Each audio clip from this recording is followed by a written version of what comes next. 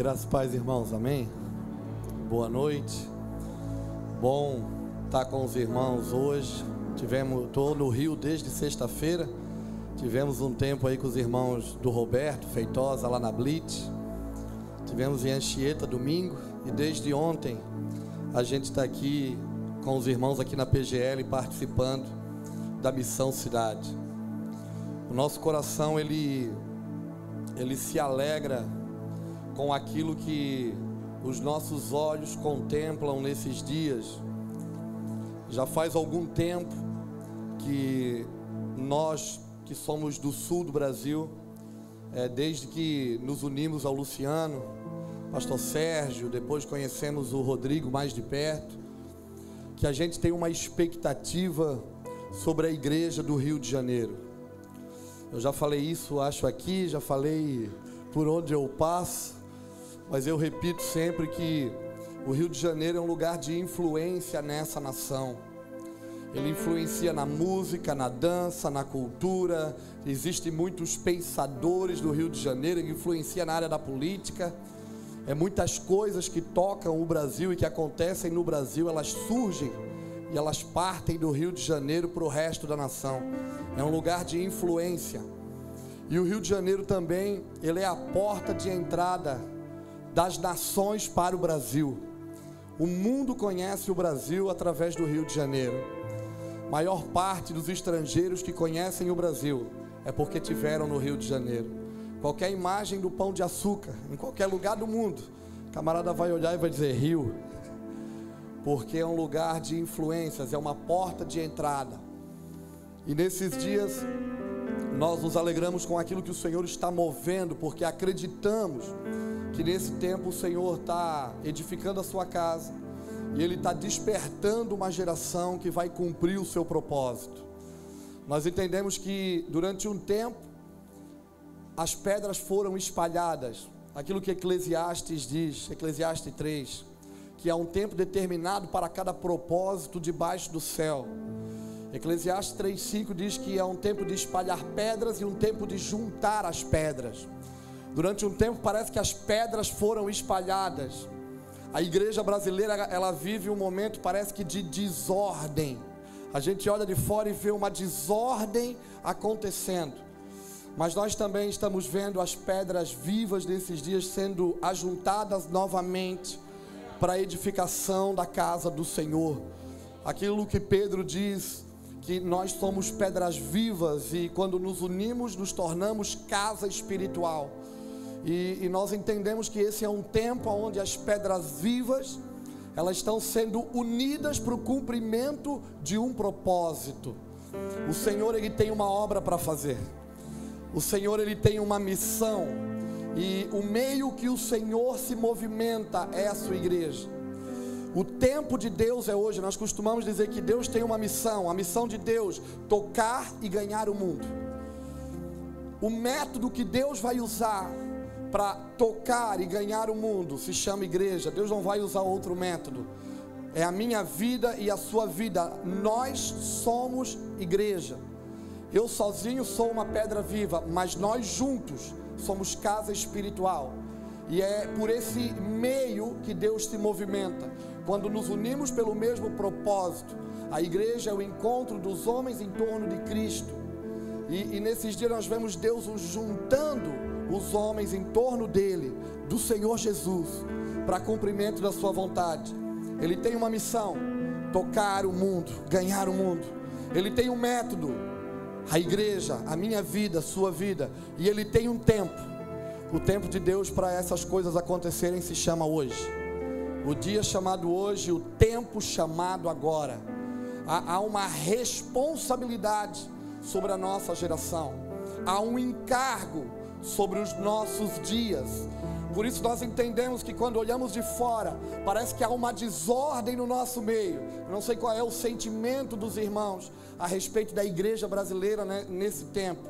Mas quando a gente olha algumas coisas acontecendo, nós já tínhamos uma falsa religião, nós tínhamos um falso Cristo, agora nós temos até um falso templo. A nação brasileira já tem até um falso templo nesses dias. E é como se uma desordem tivesse acontecendo, mas ao mesmo tempo eu vejo Deus se movimentando por meio de um remanescente. Eu creio muito no remanescente. Eu acredito que no meio daquilo que nós vimos e olhamos e chamamos de igreja, eu acredito que existe uma igreja que não está presa em denominações, ela não está presa a um CNPJ, ainda que ela tenha esse movimento a partir dessas coisas. Nós também temos, da onde eu venho também tem um nome e um CNPJ, mas ela não se prende a isso, ela se movimenta para cumprimento do propósito. Por isso nós, ainda que há um cenário de desordem, há também um movimento que está juntando os santos para cumprir a vontade de Deus nos nossos dias. E sobre o Rio de Janeiro há uma expectativa que se levante uma igreja que se torne influência sobre essa nação, que se torne uma porta de entrada para as nações. Nós estamos nesses 2 dias numa conferência da Missão Cidade, e desde que se iniciou esse projeto, esse trabalho, é a missão a partir da cidade, a partir da igreja local, olhando aonde a igreja está estabelecida, se tornando uma agente de transformação, para mudar o cenário à sua volta, e olhando à frente, para poder avançar nas nações, porque é uma palavra de profecia sobre a igreja brasileira, que o Brasil seria um celeiro de missões, e que o Brasil tocaria as nações. Fazem 40 anos que essa palavra ela tem sido liberada sobre a nossa nação. Há alguns homens, que muitos já morreram, eles profetizaram sobre os nossos dias. Por isso nós precisamos nos levantar e atentar para aquilo que foi falado ao nosso respeito, e começarmos a caminhar sobre a palavra profética que nós carregamos. Por isso eu acredito que nessa desordem, Deus está colocando um prumo sobre a igreja, para alinhar o coração dela com o dele. O cenário de Amós, quando o Senhor, ele pergunta a Amós: o que tu estás vendo? Amós responde: eu vejo um prumo. Viste bem. O prumo é um instrumento que é usado na construção civil, e ele é usado para quê? Para alinhamento, para deixar as coisas corretas, retas. E eu penso que do céu desce um prumo nos nossos dias, para alinhar o nosso coração com o dele. Por isso eu tenho muita expectativa sobre uma geração que se levante, uma geração que não quer outra coisa a não ser satisfazer o coração do seu pai, como o Júnior cantava nessa noite: não no meu nome, não sou eu, é ele. Que literalmente o nosso nome não precisa aparecer. Uma geração sem nome e sem face, mas que trabalha para a glória do seu Senhor, para servir o próximo e para glorificar o seu Senhor. Chega dessa prostituição, aonde Deus promove homens, com o propósito que eles se tornem voz para quem não tem voz, direito para quem não tem direito, recurso para quem não tem recurso. Então os caras, quando chegam, alcançam um lugar de expressão, eles esquecem quem é o seu Deus, viram as costas para ele, e daí agora eu sou o cara. Eu penso, irmãos, que esse barulho vai acabar.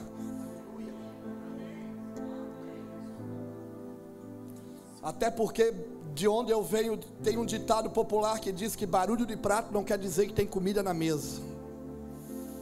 E às vezes tudo que tem é barulho de prato. Deus nos nossos dias, Ele vai alinhar o que está escrito com o que falamos e a maneira que nós vivemos. Por isso, aperta o cinto, prepara o lombo, porque não vão ser dias de bate-palma, de alegria, não. São dias de lágrimas de arrependimento, são dias de choro, são dias de se prostrar ao Senhor, são dias de nos arrependermos pela forma que vivemos. Sabe por quê? Porque nós sabemos o que está escrito, nós conhecemos as Escrituras, e nunca houve uma época e um tempo com tantas informações como nos nossos dias. Nós temos acessos a elas, mas aquilo que está escrito, aí nós pegamos E nós viemos aqui e estamos falando eloquente. Nunca houve tantos pregadores, tantos professores, tantos músicos que cantam musiquinhas poeticamente perfeitas. Mas quando vamos ver o que está escrito, o que é falado e o que se vive, há uma lacuna, há um buraco, há uma distância. E eu penso que esses dias o Senhor vai alinhar a isso, o que está escrito com aquilo que nós estamos falando, e nós vamos ter que viver de acordo com o que estamos falando. Não dá mais para dizer que a igreja é santa e nós não vivemos em santidade. Nós estamos numa conferência de paixão e intimidade. Não dá mais para falar de intimidade. Quando a gente chega em casa, sequer entramos no quarto. Só tem um lugar para ser íntimo, é no quarto. Para mim, o que define intimidade é um homem e uma mulher dentro do seu matrimônio. Quando eles entram no seu lugar de prazer. Eu sou casado há 21 anos. Tem um lugar que é meu e da minha esposa, que nunca ninguém entrou, que é um ambiente só meu e dela. É um lugar de intimidade. E muitos de nós estamos atulhados de informação, com nossos caderninhos cheios de anotações. Pode anotar, não tem problema. Alguns não tem mais caderninho, agora está mais moderno, é o tablet, né? Os nossos smartphones, cheio de anotações. Mas sabe o que acontece? Sabemos muito, fizemos pouco. Conhecemos muito, vivemos nada.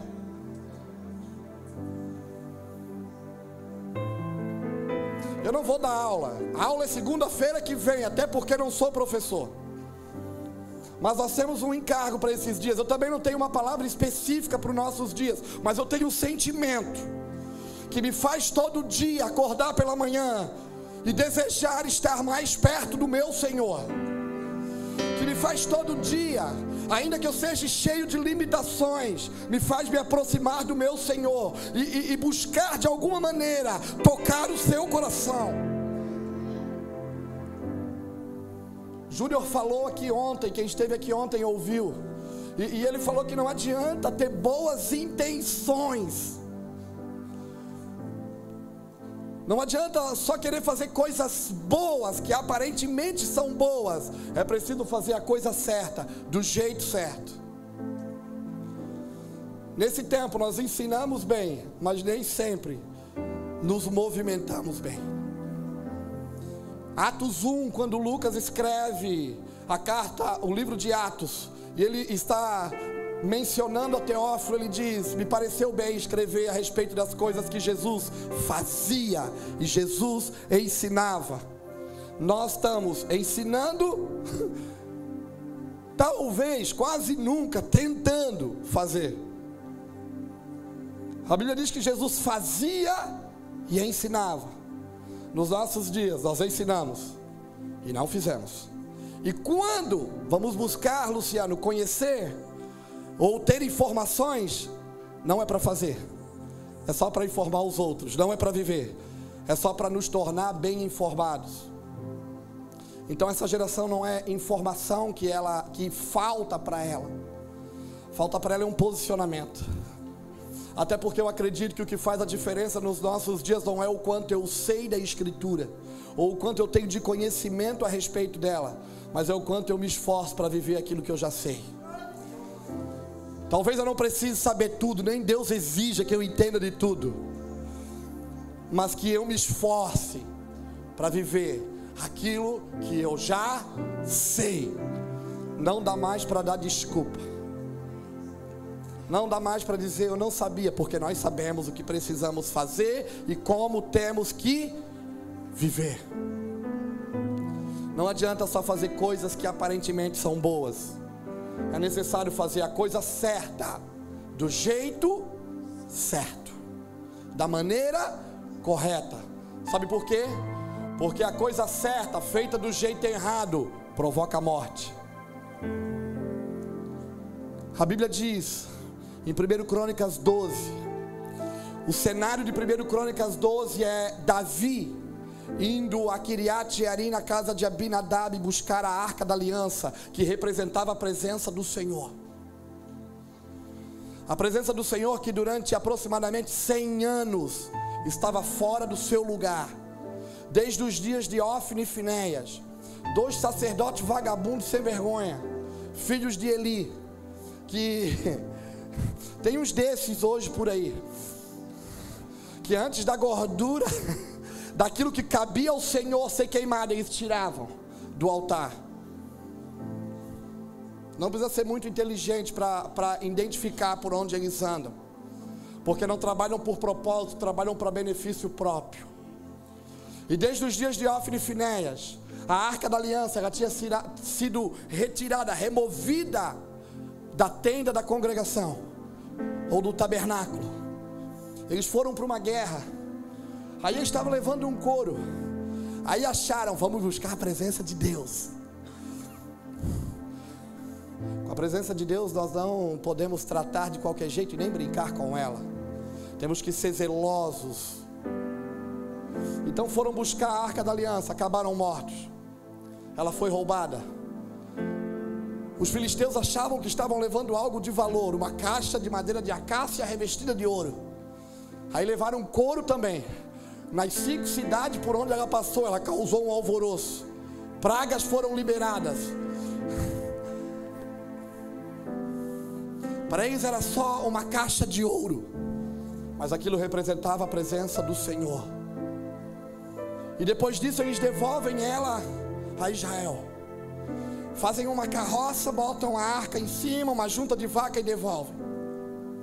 Ela permanece, segundo alguns irmãos que são mais aprofundados aí na parte teológica, o Luciano depois pode nos responder, né, o nosso teólogo. O presidente pode nos responder aqui, bacharelado e mestrado. Brincadeira. Ela fica 100 anos aproximadamente em Kiriat Jearim. Saul governa e é rei durante 40 anos. O cara nunca se preocupou com a presença de Deus. Mas nos dias de Davi, depois de ele estar governando em Hebrom sobre Judá e Benjamim durante 7 anos, todo Israel se reúne, reconhece nele a palavra que Deus tinha liberado. Então eles dizem, cara, tu és sangue do nosso sangue. E nos dias de Saul, quando Saul vivia, era tu que lutavas as nossas batalhas. Tem muito Saul por aí hoje, Crespo, mas ainda é Davi que sustenta o reino. Tem muito Saul ainda no governo, sentado em lugares de destaque, mas o que sustenta ainda a igreja são os Davis, que pelejam e lutam as guerras do Senhor. Então Davi é reconhecido rei, pega todo aquele ambiente, todo aquele povo com ele, se dirige a Jerusalém, conquista ela da mão dos jebuseus. Aí agora ele tem um sentimento e um desejo. Nós precisamos preparar um lugar e trazer para nós a presença do Senhor que está há tanto tempo lá em Kiriat Jearim. Então eles fazem uma assembleia, eles se reúnem, todo o povo concorda, houve concordância. Não foi uma decisão isolada, foi uma decisão em concordância. Eles foram fazer a coisa certa. Vamos trazer para a nossa cidade, o lugar onde Deus nos estabeleceu agora, para Jerusalém, a presença do Senhor. Mas eles fizeram a coisa certa do jeito errado. Capítulo 12, versículo 13, a Bíblia diz, as escrituras dizem que naquele dia Davi temeu ao Senhor. Por quê? Porque enquanto eles estavam na caminhada, durante o percurso, aonde eles tinham feito um carro novo, pegado uma junta de boi, colocado uma canga e botaram esses bois para puxarem esse carro novo. E eles vinham cantando, eles vinham festejando, eles vinham se alegrando. Estamos trazendo Deus para a nossa cidade. Estamos atraindo Deus para a nossa cidade. Mas durante o caminho o que aconteceu? A escritura diz que os bois tropeçaram. A arca balança. Uzá, que vinha puxando, conduzindo os bois, ele faz o quê? Toca na arca. E qual é o seu destino? Qual é o seu destino? Ele cai morto. Ou seja, a coisa certa, executada do jeito errado, o que produz? Morte. Talvez a nossa oração, o nosso clamor nesses dias é: de que jeito? De que maneira? Como é que nós vamos trazer ou atrair a tua presença para o lugar onde tu nos estabeleceu? De que jeito? De que forma? Como é que nós vamos executar a tua vontade nessa geração e nesses dias? A Bíblia diz que depois da morte de Uzá, Davi temeu, teve medo. Deixa a arca na casa de Obed-edom, volta para Jerusalém. E durante 3 meses, eles vão nas escrituras descobrir como é que se faz. Deixa eu falar uma coisa para os irmãos: ainda tem um jeito certo para fazer as coisas de Deus. Está escrito. Ainda há uma maneira correta de se viver igreja. Está escrito. Ainda há uma maneira certa de viver em intimidade com o Senhor. Está escrito. Entendendo que eles tiveram um encontro aonde houve concordância, todos concordavam. Nós não precisamos concordar com tudo que nós pensamos, nós precisamos ir para aquilo que está escrito. Por que eu estou falando isso? Porque nós estamos vivendo um tempo de transição. Missão, cidade. Deus nesses dias Ele está trabalhando para quê? Para capacitar e aperfeiçoar os irmãos nesse lugar, para que os irmãos possam manifestar o reino de Deus aonde? Para que os irmãos possam trabalhar junto com o Espírito do Senhor, para estabelecer o governo de Deus aonde? Na sua cidade. Então nós precisamos fazer a coisa certa, do jeito certo. Agora, sabe o que é interessante? É que Davi, ele era rei. Sobre a sua cabeça havia uma coroa, havia na sua mão um cetro de justiça, e toda a autoridade sobre aquela nação estava sobre ele. Naquele ambiente da morte de Uzá, ele poderia naturalmente, sem nenhum problema com o povo, enterrar Uzá e continuar pelo caminho, conduzindo a presença de Deus. Mas ele prefere, para tudo que ele está fazendo, ele prefere para tudo que ele está executando naquele momento, para não cometer mais erros e não mais deixar mortos pelo caminho. Então ele volta para Jerusalém. Agora pensa comigo, o rei sai de casa com uma comitiva, banda, CD, DVD, outdoor na cidade, divulgação no YouTube. Vai acontecer uma festa, nós vamos buscar a presença. E eles saem de casa eufóricos, cheios de alegria. Passa um tempo, eles voltam para casa, sem presença e com um defunto na bagagem.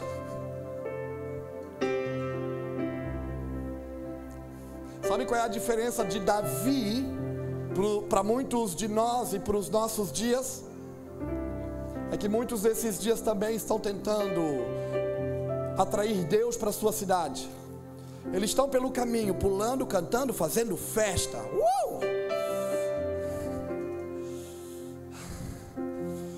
E muitos Uzás estão morrendo pelo caminho.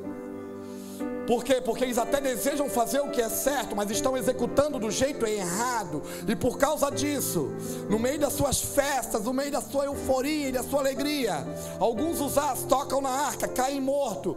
E sabe qual é a diferença deles para Davi? É que Davi, mesmo sendo o rei, tendo um lugar de destaque, ele para tudo.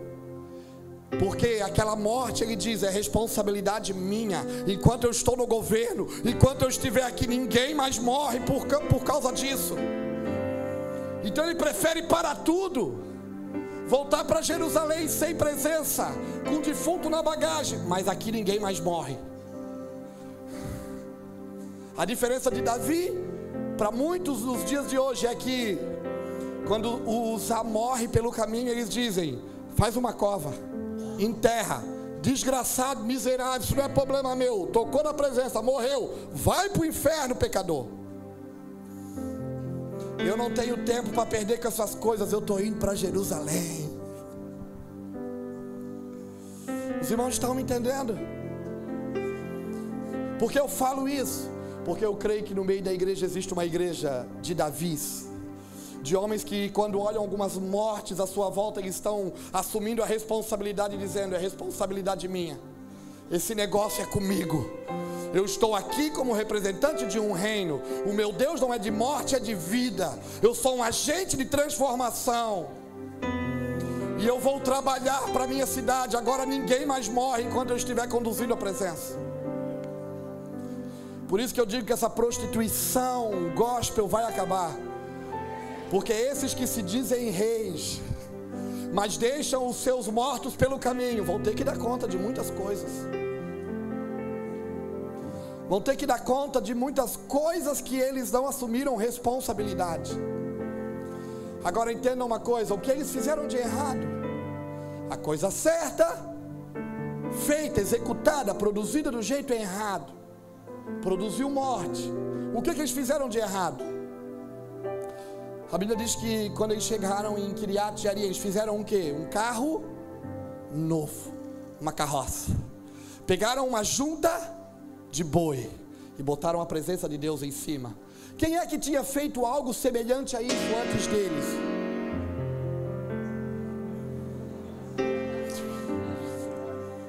Ao vivo e a cores. Não me assusta, Juninho. Mais um desse eu morro do coração. Eu vou parar para tomar água.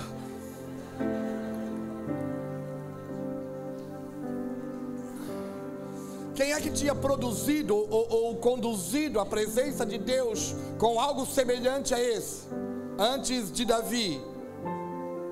Os filisteus. Depois de ter roubado a arca e devolvido ela a Israel, o que eles fizeram? Uma carroça. Botaram uma junta de vaca e botaram a presença de Deus em cima. Ou seja, muitas das coisas que nós estamos fazendo, elas são mais práticas pagando que qualquer outra coisa. Às vezes nós queremos copiar o que os pagãos fazem, o que o mundo faz, e nós não olhamos para a verdade que está na Escritura. Eles reproduziram a mesma forma que os filisteus tinham utilizado para devolver a arca a Israel depois de ter roubado ela. Agora o interessante é que Davi, sendo rei, poderia ter enterrado Uzá, poderia ter continuado, mas homens que conhecem o coração de Deus, quando alguém morre ao seu lado, ele não consegue dar mais um passo. Ele diz: eu preciso mudar as coisas à minha volta, é responsabilidade minha.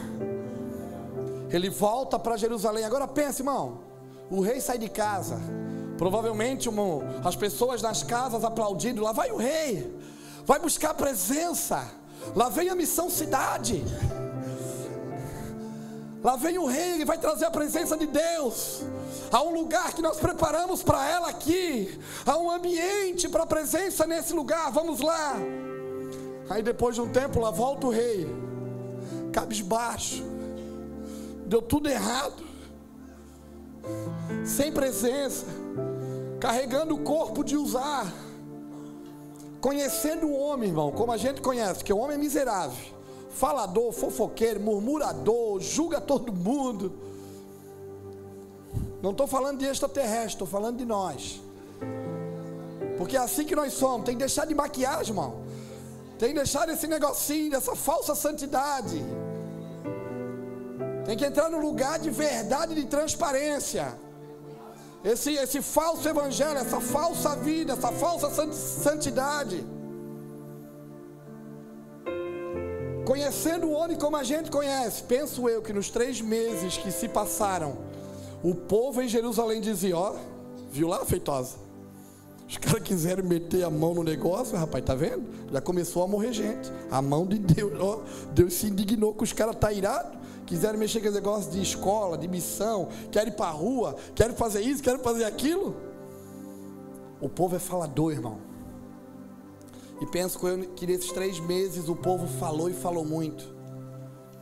Mas homens que têm o coração do céu não se importam mais com o que os outros falam. Eles já não estão mais preocupados com o que vão falar de mim, porque eu não estou aqui para agradar o homem. Entenda uma coisa, não se preocupe em ser aprovado pelos homens, se preocupe em ser aprovado por Deus, que Deus te mostra aprovado para os homens.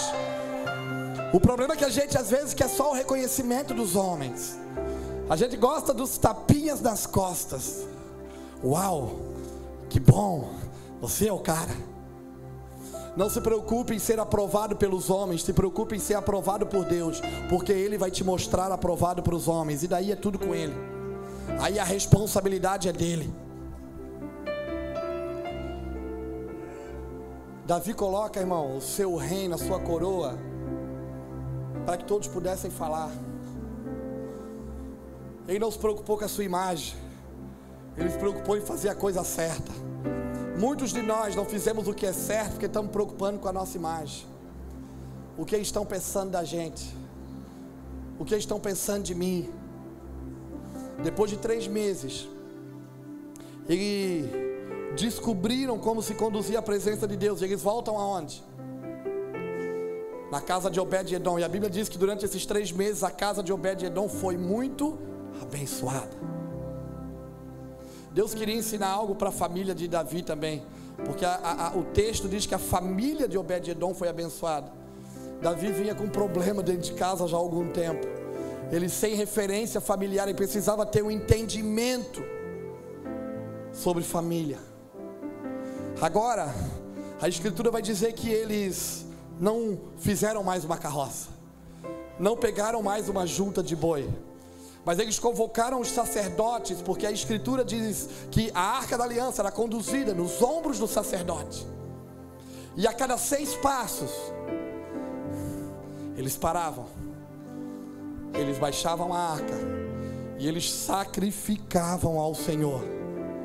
Levantavam a arca, 6 passos, eles paravam, eles sacrificavam ao Senhor, 6 passos, eles paravam, eles sacrificavam ao Senhor.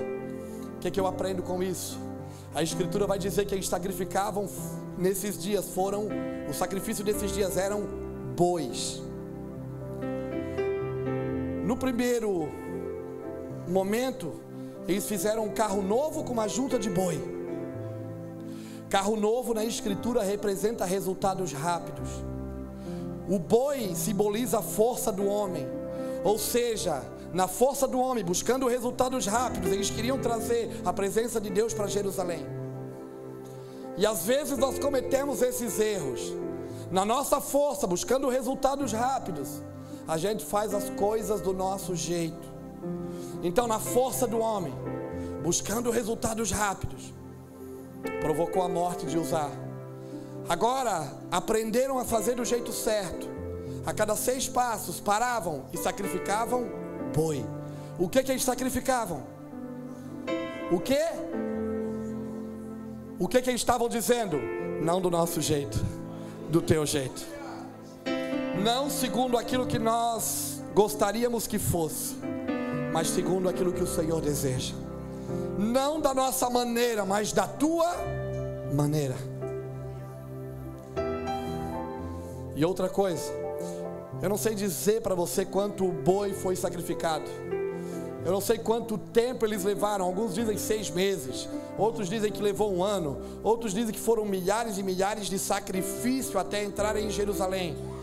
Eu não sei dizer para você em números, mas eu aprendi uma coisa: não importa quanto de sacrifício eu vou ter que fazer, o que importa e o que interessa é que eu estou atraindo a presença do meu Senhor para o lugar onde Ele me estabeleceu.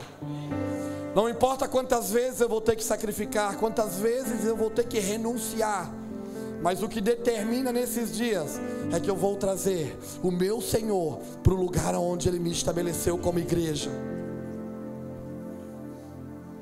A nossa geração, ela precisa se conectar novamente com o propósito do Senhor para os nossos dias.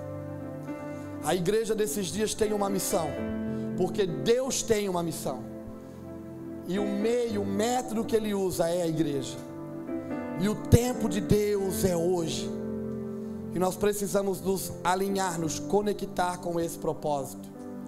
Precisamos fazer as coisas nesses dias, mas do jeito certo.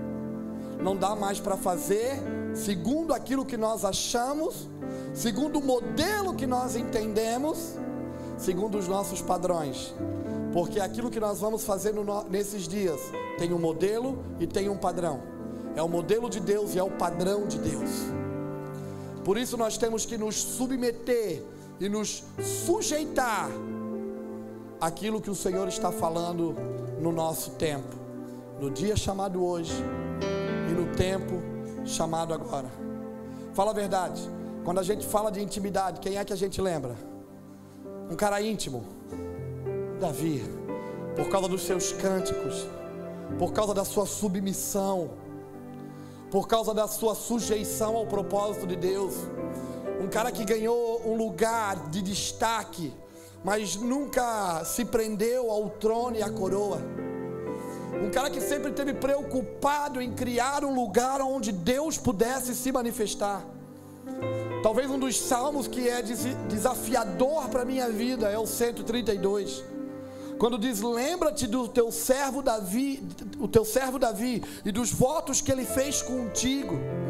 Não entrarei na minha casa, eu não darei descanso aos meus olhos, eu não deitarei na minha cama, enquanto eu não preparar um lugar aonde o Deus de Jacó possa se manifestar. É dessa geração que nós estamos falando, uma geração que se levante com esse sentimento: eu não vou descansar os meus olhos, eu não deito na minha cama, eu não vou parar enquanto eu não preparar um ambiente onde o meu Senhor, Ele possa cumprir a sua vontade, onde o meu Senhor, Ele possa manifestar a sua vontade. Fala a verdade, quando se fala de intimidade, a gente não lembra de Davi, porque ele é uma referência, ele é uma referência de intimidade, ele é uma referência de comunhão com Deus, ele é uma referência de submissão à vontade do Senhor. O que falta nos nossos dias? Homens e mulheres que sejam também referências, porque a falta de referência da nossa geração tem roubado a nossa vocação. Fala a verdade, está difícil de encontrar referenciais hoje sobre a igreja brasileira. É ou não é? É muita falácia, é muito blá blá blá, é muita coisa, mas verdade e vida de verdade são poucas. Por isso que Deus está botando um prumo, segundo o irmão Rodrigo, para alinhar a igreja dessa geração. E a falta de referência tem nos roubado do propósito e do lugar da nossa vocação. A Bíblia diz em Gênesis 47 que José lhe traz os seus irmãos para morarem com ele no Egito. Jacó, seu pai, e todos os seus irmãos. E em Gênesis 47 eles se apresentam diante de Faraó. E Faraó faz uma pergunta para eles: qual é a vossa vocação? Eles respondem: teus servos são pastores. Se estabeleceram na terra de Gosém, levaram seus rebanhos, se apresentaram a Faraó e disseram: teus servos são pastores. Nós sabemos que o Egito é o quê? O mundo é o quê? O Egito. Aonde é que eles foram estabelecidos? No mundo. Com que propósito? Pastorear. Mas em Êxodo capítulo 1, versículo 11 em diante, nós entendemos que nesse percurso José morreu, os referenciais se perderam, Jacó morreu, aquela geração morreu. Outro faraó se levanta que não era amigo de José, que não conhecia José, e por falta de referenciais, Êxodo 1:11 vai dizer que os egípcios colocaram feitores sobre os filhos de Israel e transformaram eles em construtores das cidades celeiros do Egito, Ramassés e Pitom. O que eu aprendo com isso? Que eles chegaram no Egito como pastores. 400 anos depois, eles se transformaram em pedreiros, por falta de referenciais. A minha oração é que nesses dias se levantem homens referenciais, para que eles sinalizem e apontem o caminho. Agora escuta, quando se perde a referência, se perde a vocação, e por falta de vocação, o Egito começa a ditar as regras. O que o Egito fez? Colocou feitores sobre os hebreus e transformou eles em quê? Construtores das cidades celeiros. E hoje nós gastamos a nossa vida por falta de referenciais, construindo coisas. Como diz Feitosa, amando coisas e não pessoas. De pastores a pedreiros.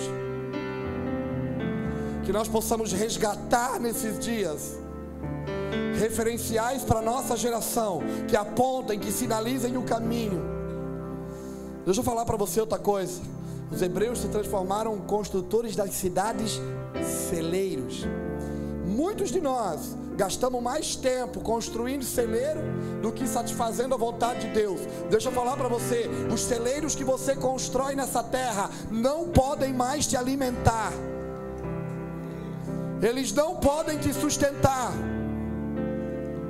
Quando o Senhor Jesus prega o sermão do monte, ele diz: tem visto os pássaros do céu? Não trabalham, não semeiam, não ajuntam em celeiros. Todavia, o vosso Pai sabe bem do que eles precisam. Estou mandando você sair do trabalho? Não. Estou mandando você parar de sonhar e ter a sua casa? Não. Estou mandando você parar de sonhar e ter o seu carro? Não. Só estou dizendo, não gaste a vida juntando em celeiros, porque ela é uma só, vai passar rápido demais, e a única coisa que vai permanecer é o que você fizer em nome do Senhor Jesus. Nós estamos numa conferência de uma escola ministerial que tem por nome Missão Cidade. Eu não posso falar de outras coisas a não ser encorajar você a olhar para o lugar onde Deus estabeleceu você, para você se transformar num agente de transformação. E a partir do rio, lugar de influência, você influencie essa nação. Que nós possamos nesses dias nos posicionar. Irmão, chega de cristianismo meia boca. Sério, irmão, chega de ser frequentador de igreja. Por favor. Chega de cantar por cantar, orar por orar, levantar a mão só porque alguém mandou, botar o dinheiro no envelope só porque alguém disse. É porque a religião ensinou assim, né? Tem muita gente que apresenta em cima de uma carroça dizendo que é desse jeito. Por quê? Eles estão na força deles. Eu não estou julgando ninguém, mas é a religião que caminha desse jeito. Porque eles estão na força dele buscando resultados rápidos. E daí tem um monte de gente morrendo e ficando pelo caminho. E eles dizem: enterra aí, desgraçado, miserável, não é problema meu não. Tráfico não é problema meu. Morador de rua não é problema meu. Criança jogada na rua não é problema meu. Prostituta não é problema meu. Homossexual não é problema meu. É fácil hoje para a televisão falar dos homossexuais, lutar pelos direitos. Não, nós não queremos isso, nós não queremos aquilo. Nós ficamos discutindo coisas, sabe por quê? Porque não preparamos um lugar para recebê-los. Porque não preparamos um ambiente para tê-los em nosso meio e curá-los. Porque o nosso cristianismo é meia boca, já não curamos mais ninguém.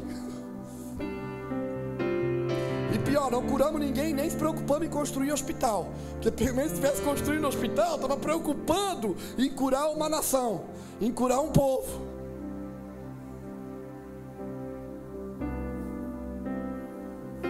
É problema nosso. Só tem uma coisa que Deus te interessa: pessoas. Eu me alegro de vir aqui do começo do ano para cá. Quando eu cheguei no espaço Geração Livre, Rodrigo tinha um sentimento: nós estamos construindo algo, nós queremos fazer algo. E agora, campanha de trabalho social com 700 crianças, atendendo já um grupo. Crespo comprou um tatame, mas não é para os caras lutar, é para eles receberem a palavra de Deus. Coisas simples, atitudes simples, que transformam todo o ambiente. A igreja brasileira nesses dias precisa se posicionar. Não vamos só trabalhar, mas nós vamos adorar a intimidade do nosso quarto. E depois de nós entrarmos nesse lugar de intimidade, irmãos, eu desconheço alguém que conhece o coração de Deus e fica parado.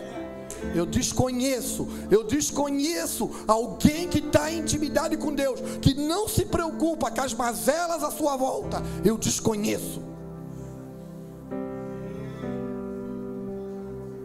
Homens de intimidade com Deus, as coisas já não são mais suas, as coisas já não pertencem, o dinheiro no bolso já não é mais meu, as coisas já não são mais minhas, as coisas já não têm mais valor, elas só têm um sentimento, cumprir o propósito. Os irmãos estão me entendendo? É com esse evangelho que eu tenho suspirado.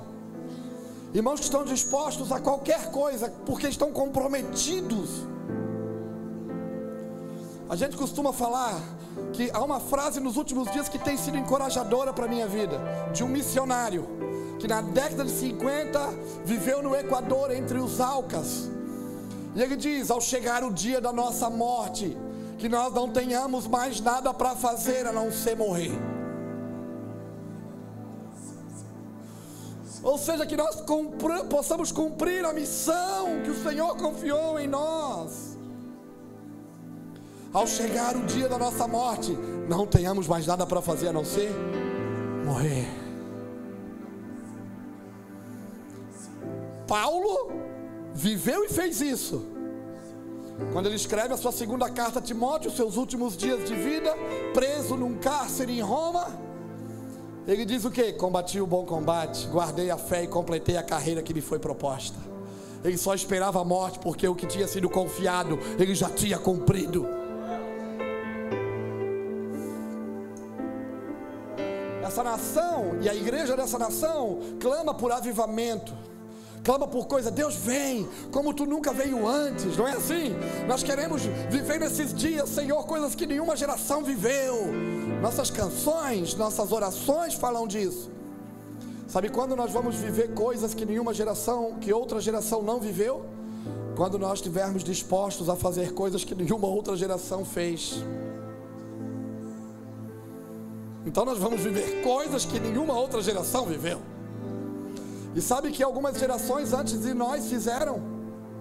Alain Basílio escreve isso, eu li esses dias atrás. Alain dizia que os seus heróis, foi Alain?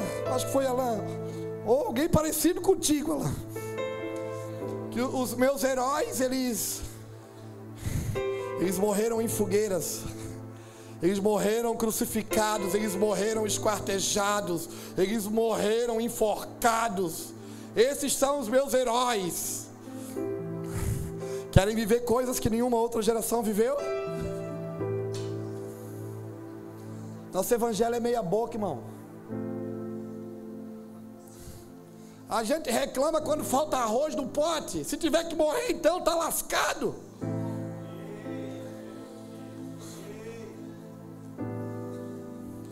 Sabe por que falta arroz no pote de alguns de nós? É que Deus está chamando a gente para intimidade faz tempo. E a única forma de fazer a gente jejuar é não deixando ter arroz no pote. Isso não é doutrina, é minha doutrina.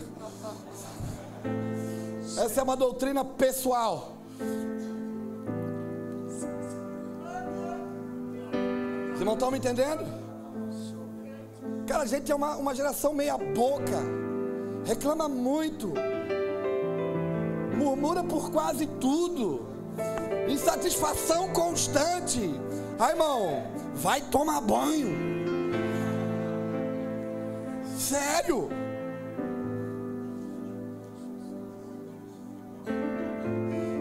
Eu vou arrumar um lugar para tomar banho aqui, ó. Missão Nordeste. Canequinha.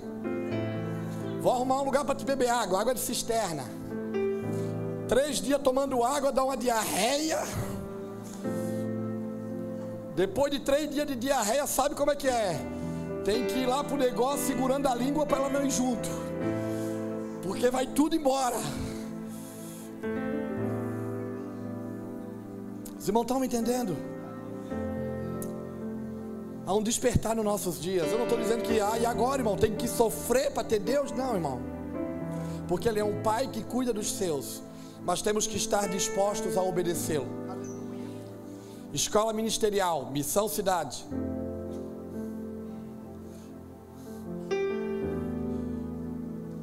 O ato missionário não é um ato voluntário, é um ato de obediência.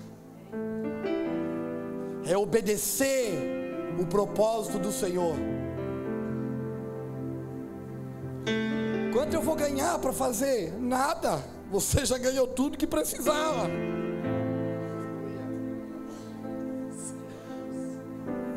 Aleluia. Nós cremos na igreja do Rio de Janeiro. Eu estou sendo xarope, até xarope aqui hoje. Eu estou numa escola, irmão. É uma conferência numa escola. Não é culto de domingo à noite. Então, é homens e mulheres e crianças, jovens e adolescentes que estão se preparando para a guerra. Porque quando eu falo de guerra, eu falo que a minha família está comprometida com isso. Meus 4 filhos estão, minha esposa está. Então estou falando a irmãos que estão sendo preparados para a guerra, para os dias que estão por vir. E o que está vindo? É o dia do... Qual é os dias que estão vindo? É o dia do Senhor. E você já leu na Bíblia que o dia do Senhor é dia de paz? Já leu em algum lugar na Escritura que é o dia de paz? É o mar de rosa. Aleluia, glória a Deus e aleluia. São dias de quê? O dia do Senhor? De guerra, de confronto, de luta. O reino de Deus é tomado como? Por esforço. Queremos o reino, mas nós não nos esforçamos por ele. Então que esse tempo e nesses dias o Senhor levante entre nós essa geração. Se posicione, irmão. Se posicione. Seja um profeta de justiça nessa cidade. Seja um profeta de justiça no Rio de Janeiro. Há muitas mazelas aqui, há muito câncer nessa cidade que precisam ser curados.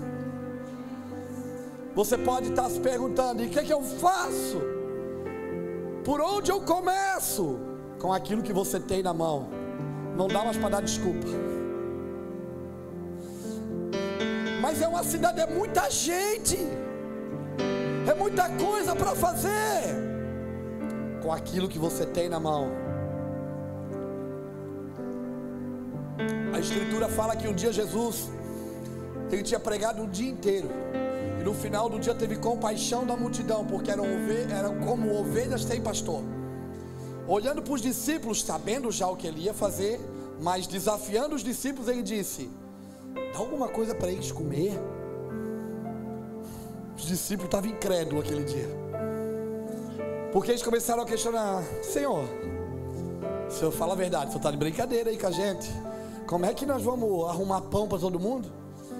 Despede o povo, deixa eles ir por aí, eles vão encontrar lugares para eles comer.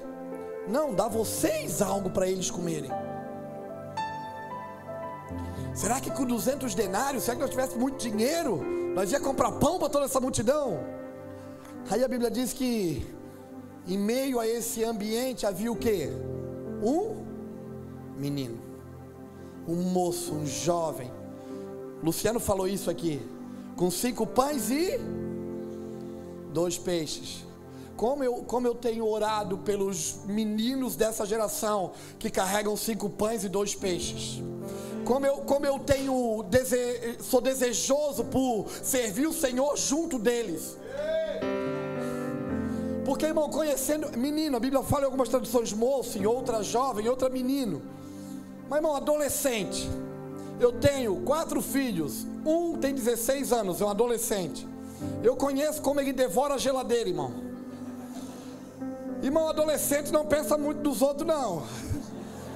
Lá em casa compra 10 pãozinhos francês. Lá em Santa Catarina eles riem da gente, porque a gente chama de cachorrinho. Ele chega na panificadora, vê 10 cachorrinhos. O cara vem de fora, olha que agropecuária. Às vezes tu bota na mesa 10 pãozinhos, irmão, ele senta para tomar café. Nós somos em 6, é 4 filhos, pai e mãe. Aí não pensa muito se tem mais gente. Ele come uns 5, 6 brincando. Dá uma recheada com uma mortandela, um queijo, quando tem. Quando não tem, é 2 colheradas de margarina, uma para cá, uma para lá, e ele bota para dentro. Conhecendo adolescente, irmão. A Bíblia diz que o menino pegou o seu lanche. Era tudo que ele tinha. Meio, irmão, fala a verdade. Tu tem gente aí se escondendo, porque vive escondendo 5 pães e os 2 peixes, né? No meio da multidão, tu vive escondendo. O quê? Não vai dar para todo mundo. Come quietinho comigo aqui, ó. Vem aqui, ó. É só pra gente. É ou não é? Tô falando mentira. É só lá onde eu moro que tem isso. Vai se lascar, irmão.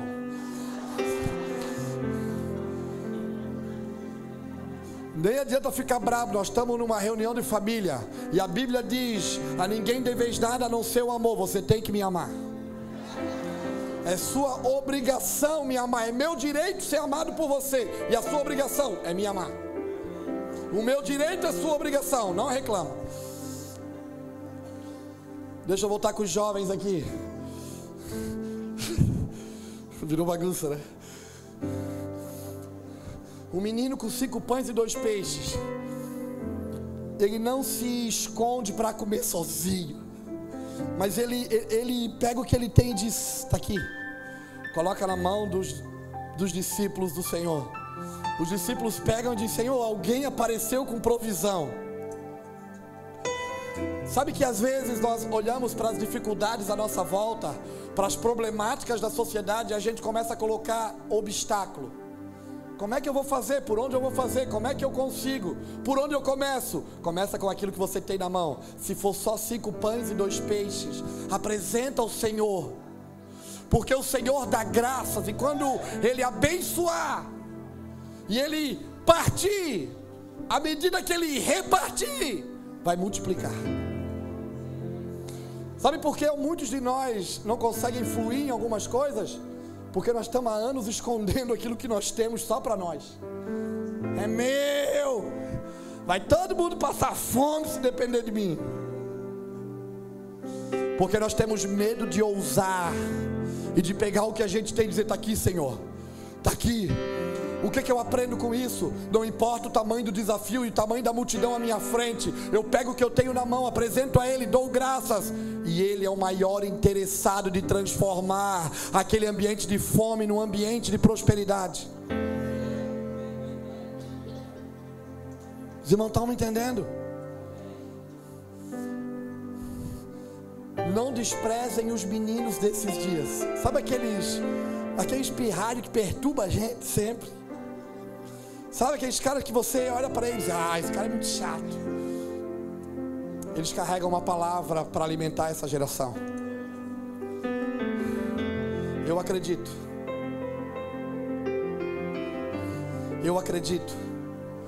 que muitos meninos e muitas meninas, muitos irmãos, nós somos meninos ainda, porque somos filhos de uma geração, somos avançados na idade, mas ainda somos meninos, porque estamos conhecendo as coisas do reino agora. Não desprezem alguns meninos desses dias, porque eles carregam um alimento que na mão do Senhor vai multiplicar e vai sustentar e alimentar uma multidão sedenta e faminta pela presença do Senhor. Nós vamos fazer a coisa certa do jeito certo. Nós vamos. Não importa quantas vezes nós vamos ter. Sacrifica, não do meu jeito, do teu jeito. Anda, sacrifica, não do meu jeito, do teu jeito. Não importa quantas vezes nós vamos ter que parar e sacrificar pelo caminho, mas nós vamos trazer a presença de Deus para o lugar onde Ele nos estabeleceu. Nós vamos, nós vamos, nós vamos.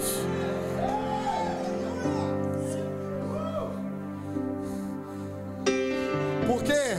Porque nesses dias, aqueles que se acham reis, eles vão tirar a coroazinha da cabeça e vão dizer: ah, eu tenho algo para fazer. Não vão se importar em defender os seus títulos, mas vão abrir mão das suas posições. E quando vê alguém morto, vai dizer: é minha responsabilidade. Vão se levantar como referenciais. Vocês querem transformar a cidade? Sejam referenciais, porque essa geração não tem referenciais. Porque essa geração perdeu a batida faz tempo. Ela anda atrás de coisas. Por quê? Porque alguns pais que vieram antes de nós nos ensinaram a construir celeiros. Não, eu não sou do Egito, eu estou nele, mas não sou parte dele. Eu estou aqui por um propósito. Eu tenho uma vocação. A igreja está onde? No mundo. O mundo é o quê? O Egito. Qual é a vocação da igreja? Pastorear o Egito. Eu não vou gastar tempo construindo coisas. Eu não vou gastar tempo correndo atrás de coisas. Se elas quiserem, irmão, corram atrás de mim. E como é que eu faço com a minha vida, irmão? Ele sabe o que você precisa. Se você quiser, eu converso com você depois e digo como eu vivo. Eu digo da onde eu vim e como eu vivo. Tem dia que eu como picanha, glória a Deus. Tem dia que eu como, como é que é o negócio lá? O mignon, que como é um negócio bom pra caramba, ontem com ele. Que eu como mignon, aleluia. Rodrigo é fera. Mas tem dia, que não tem mignon não, tem arroz com ovo. E qual é o problema? O que muda? Muda nada.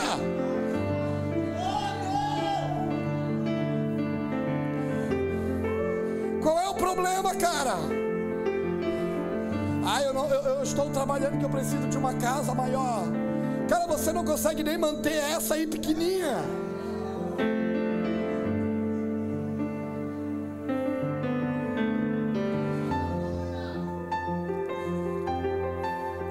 Me perdoa, irmão, mas eu sou assim. Nesses dias eu tô querendo andar com quem quer andar naquilo que Deus quer fazer. Sério, nós não somos animador de palco, divertidor de plateia. Nós não estamos aqui muito pro chu, pro che. Nós estamos aqui pro propósito. Nós vamos fritar quando tiver que fritar. Nós vamos chapar quando tiver que chapar, porque nós gosta.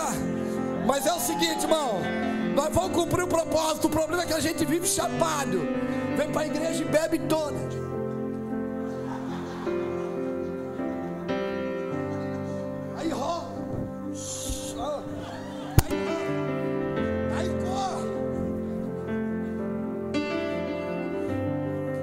Aí estava, que unção, que unção. Aí o Senhor derrama unção, Júnior. O Senhor derrama unção, graça. Já. Aí chega lá fora, o cara não faz nada. Com o que recebeu, uns ainda vão pro pecado, miserável. Estava dando glória a Deus aqui agora está fazendo coisa errada já ali, logo ali fora. Sabe para que ele te ungiu? Jesus diz para que foi ungido. O que Lucas 4 diz? O Senhor me ungiu para quê? Jesus diz, cumprindo a profecia de Isaías. Ele diz para que ele foi ungido. Para que ele foi ungido? Para quê? Tá bom, você já sabe, então viva. O problema é que a gente sabe, mas não vive. Os irmãos estão me entendendo, irmão? Vamos ficar de pé aqui, eu já acho que eu já falei besteira demais. Tá bom? Acaba no seco, não prego mais.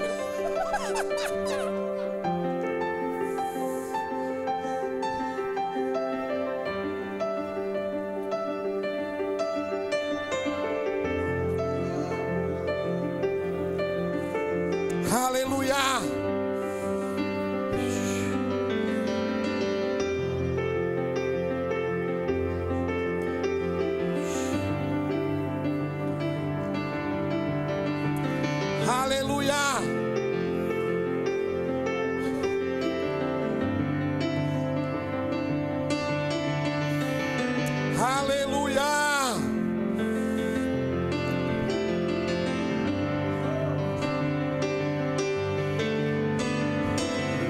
Você pode se perguntar, tá, mas o que você faz então?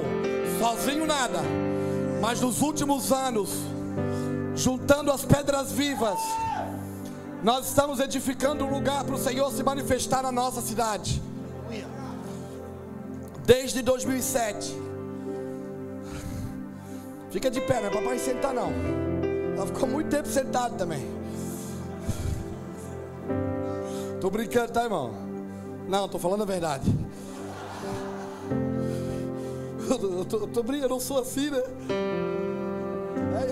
PGL, né, irmão? É outro papo.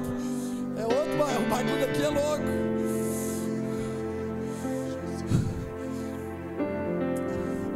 Em 2007, fazia 2 anos que o Senhor tinha mudado a minha vida.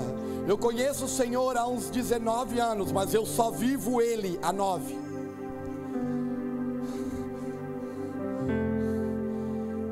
Em 2007 fazia 2 anos que o Senhor nos tinha resgatado das trevas, mudado a nossa história. De uma família destruída, agora um lugar de bênção. Um lugar de graça na presença dEle. Sem recurso, sem habilidades. Até hoje eu não tenho habilidades. Quando eu pego o microfone é uma luta, porque não é o lugar que eu desejo. Só falo e faço pelo encargo. Sem financeiramente falando nenhuma condição de fazer nada. Um cara que há 2 anos atrás era ladrão, mentiroso, enganador, vagabundo, safado, sem vergonha, péssimo marido, pai então nem se fala. Na minha cidade, na nossa congregação, o Mevan comprou alguns galpões no fundo. Aí me comissionaram, me deram uma comissão, um trabalho para mim. Agora você vai cuidar aí das obras. 1 mês puxando carrinho de cimento, carregando areia. Eu e mais 5 que eram lá na casa de recuperação. Todas as obras do Mevan são construídas por ex-drogados, por meninos que foram recuperados. Toda a zeladoria do Mevan, trabalhos desde de limpeza elétrica, pintura, são funcionários. Tem pelo menos 6 funcionários que eram da rua, funcionários hoje. Nesse período ali, puxando carrinho, brigando com Deus. Tem um ministério, tem um chamado. Porque Ele tinha falado nesse período de 2 anos, você vai fazer coisas tremendas. Alguém um dia, a mulher de Thomas Pedley, a Cat, estava com a gente lá. A Cat chama Luiz, chama Jackson e diz: eu preciso que vocês ouçam isso para os 2. Vocês vão ter que liberar Júnior. Júnior não cabe aqui dentro. Eu digo: tô vendo. Tijolo, cimento. Eu não vou caber aqui dentro mesmo. Vão me dar outra obra para me construir lá fora. E sem nenhuma perspectiva de muitas coisas, mas com o coração queimando para fazer a diferença. Numa segunda-feira pela manhã, 4 caras da rua, nos galpões em construção, bateram a porta. E eu botei eles para dentro. Eu arrumei um lugar para eles tomar banho, dei umas roupas. Na hora do restaurante, meio-dia, nós íamos almoçar, levamos eles junto. Foram para a mesa. Numa terça-feira, um dia depois, quando eu cheguei para abrir o galpão onde estava em construção, tinha 6 moradores de rua. Na quarta-feira, tinha 10 moradores de rua. Aí eu olhei, pá, acabou meu dinheiro, não tem mais como levar esses caras para o restaurante. Aí comprei algumas marmitex quentinha aqui no Rio. Fui falar com o Luiz Hermínio, porque o Mevan tinha comprado os galpões e os irmãos estavam fazendo a campanha do reciclado. Reciclavam material, lixo em casa, traziam para a congregação, nós vendíamos para ajudar a pagar o terreno. Aí eu falei: cara, me dá um pouco desse lixo, porque eu quero tirar uns caras do lixo. E tem uma galera que a gente começou a dar comida e falou: não, pode pegar o lixo todo. E nós começamos a dar comida para morador de rua. Em maio de 2007.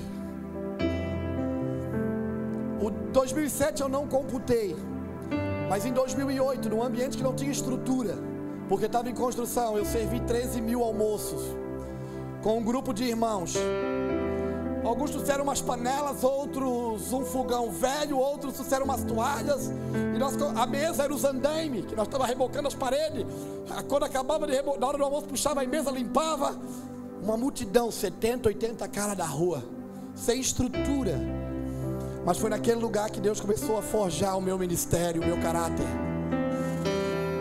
Resumindo, hoje, na minha cidade, sem recurso, eu construí no último ano uma cozinha no modelo de um restaurante. Eu gastei 170, 180 mil reais. O departamento de saúde da minha cidade foi lá dar uma palestra. Eles olharam a cozinha que a gente construiu e disseram: não tem restaurante na cidade que tem a estrutura que vocês fizeram para morador de rua. Nós já servimos mais de 40 mil almoços de segunda a sexta-feira. E a quentinha só serviu para uma coisa: para abrir caminho para outros projetos. Hoje são 8 projetos na minha cidade, com crianças, como já fazem aqui. Trabalhamos com morador de rua, com as crianças. Tem 2 escolas de música chamado Toque Vidas na minha cidade, e 2 em outras cidades vizinhas. Um projeto chamado Brigada do Reino, que é similar aos escoteiros. Tudo porque um dia nós pegamos os nossos 5 pães e 2 peixes, eu acho que era 20 reais que nós tínhamos no bolso, que serviu para comprar as primeiras marmitas. Nos últimos 3 anos, eu vou falar para encorajar vocês. Nos últimos 3 anos, não foi eu, quando eu digo eu construí, mas é porque é um grupo de irmãos que caminha junto. Nós construímos 3 bases de trabalho. Eu gastei uns 380 mil reais em construção, em objetos. Dinheiro de onde? Não sei, eu não tenho, nunca tive, continuo não tendo. O Mevan investiu tudo, uns 15% saiu do caixa do Mevan. E o resto, irmãos que bateram no peito e disseram: é responsabilidade nossa.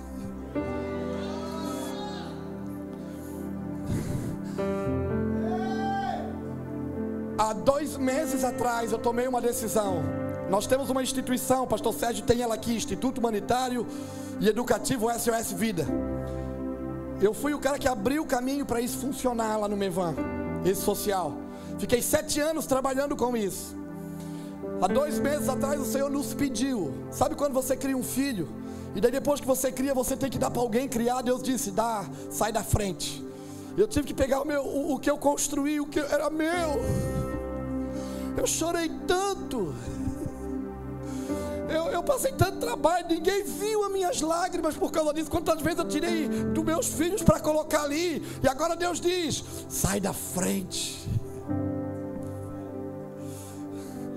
Eu tomei uma decisão, peguei os irmãos, que são 80 irmãos voluntários, que fazem o trabalho funcionar. Todos eles têm emprego, têm empresa, têm trabalho, mas eles conseguiram arrumar um tempo para fazer a diferença na cidade.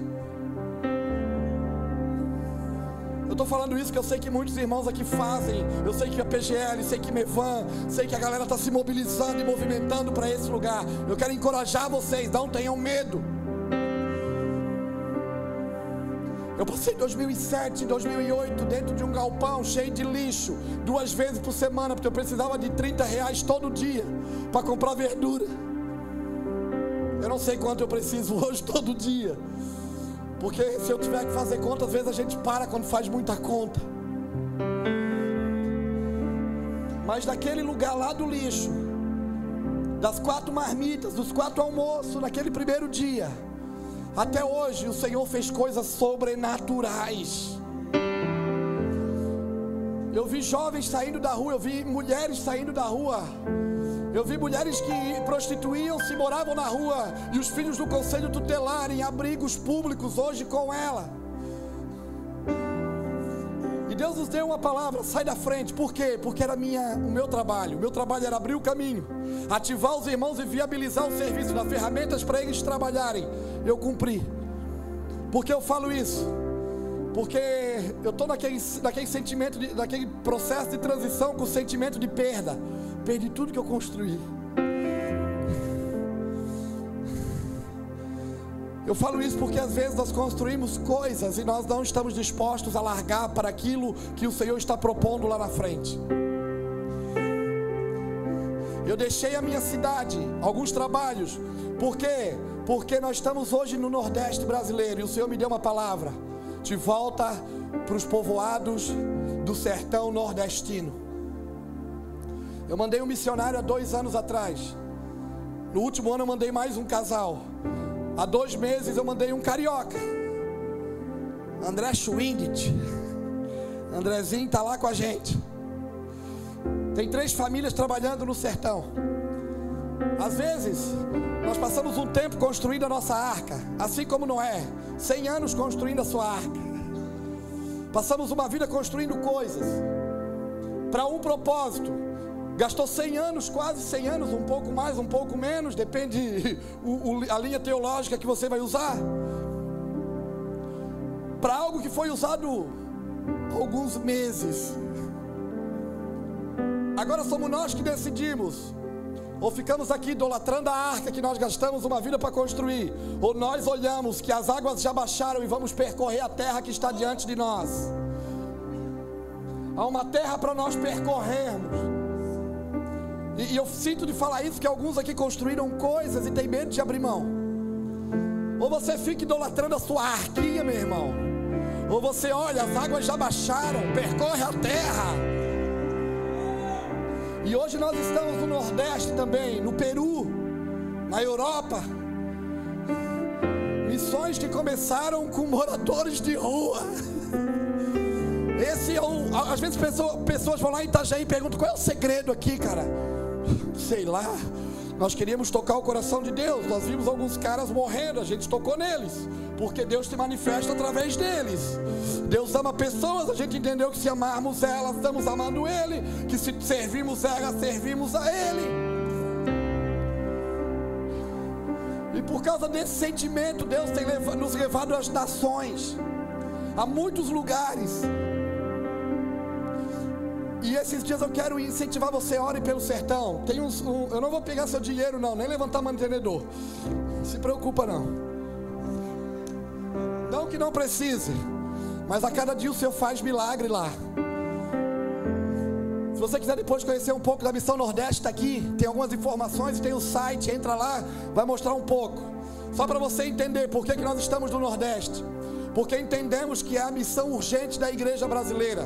9 estados, 52 milhões de habitantes. Uma região chamada sertão. Dentro do sertão existe a zona rural. 14 milhões de habitantes da zona rural, distribuídos em 10 mil povoados, onde existe menos de 1% de cristão que conhece o Jesus da Bíblia. E que moram em situações de dificuldade, muito problema. Casas de taipa, dificuldade com água, dificuldade com comida. E como é que nós estamos fazendo missão? Temos 3 casas. Uma específica dentro de um povoado chamado Horto do Salitre, que o Senhor nos deu condição de comprar. Uma comunidade que a maioria das casas, 80% é de taipa, de barro. E nessa casa o que ela é? É uma base. De quê? Da igreja. Ela adora o Senhor, ela bota pão na mesa todo dia, as crianças comem com a gente. Ela discipula, ela vai para a roça plantar. Ela vive a vida da comunidade. Através disso nós estamos ganhando corações daquele lugar. Isaías 35:1 diz que a terra seca e sedenta florescerá e o ermo se alegrará. Nós estamos plantando melão na terra seca, estamos colhendo para ajudar a sustentar a missão. Por quê? Porque nós cremos na palavra do Senhor. Como é que nós chegamos lá? Porque começamos a nos preocupar com as mazelas da nossa cidade. E à medida que estabelecemos coisas aqui na nossa cidade, o Senhor nos fez atravessar fronteiras no nosso estado. À medida que atravessamos fronteiras no nosso estado, nós avançamos às nações.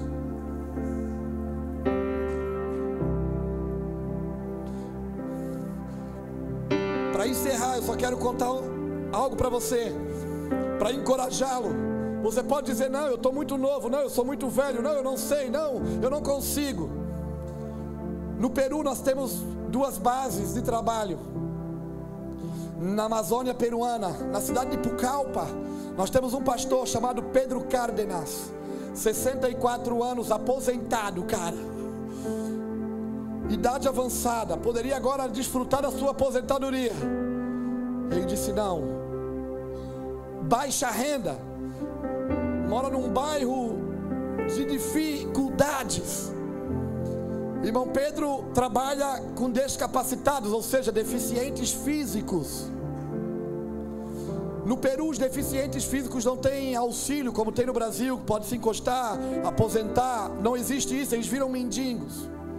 Vivem abaixo da linha da pobreza. Eu estive lá esses dias atrás eu estive em lugares que eu me senti o pior ser humano da face da terra. E Pedro, nós o encorajamos porque ele trabalhava com os discapacitados, mas não tinha um lugar para se reunir. E daí ele se reunia uma vez por mês em algumas congregações na cidade. E tinha uns pastores miseráveis que ainda cobravam aluguel dele. Mas aí tinha uma garagem, uma varanda do lado da sua casa. Nós fomos lá, compramos cadeira, mesa, porque não adianta só falar de Jesus e não botar nada na mesa. Então tem reuniões todo domingo pela manhã, com 30, 35 pessoas deficientes físicas que moram em situações abaixo da linha da pobreza.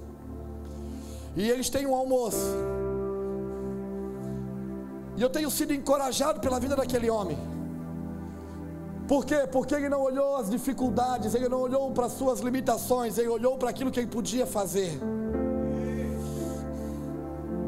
Muitos de nós temos condições de fazer esse tipo de coisas simples, que vão transformar ambiente. Agora, só para entender, não adianta ir lá fora, se não tiver com boca no pó aqui dentro. Não adianta querer fazer barulho. Barulho de prato não quer dizer que tem comida na mesa. Não adianta fazer um maior alvoroço se não tiver choro, lágrimas, boca no pó, sujeição uns aos outros. Porque senão nós vamos ser igual aos espíritas, queremos ser salvos por obras. Eu não faço para ser salvo, faço porque sou salvo. O que eu faço não determina quem eu sou, mas aquilo que eu sou em Deus vai determinar o tipo de trabalho que eu vou fazer lá fora. Então o que eu sou no Senhor vai determinar o tipo de trabalho que eu faço. Os irmãos estão me entendendo? Agora de verdade eu vou parar de falar besteira. Eu quero orar com os irmãos. Nós estamos num ambiente profético, numa conferência de ativação. E eu queria pedir que os irmãos, os pastores, que a galera, que a gente pudesse ter um tempo aqui, um momento de oração e de ativação, de despertamento, que Deus vire algumas chaves aí dentro de você, que vão ativar você para o propósito. Irmão, eu estou cansado do evangelho filosófico, cheio de filosofia, cheio dos conhecimentos e sem ação, cheio das informações e sem atitude. Nesses dias a igreja precisa se levantar para revelar o caráter de Deus. Aleluia. É desse jeito, Rodrigo. Aqui nós conhecemos o coração do Senhor, e ali fora, ali na frente, nós mostramos a mão do Senhor para que os outros possam conhecer o seu coração.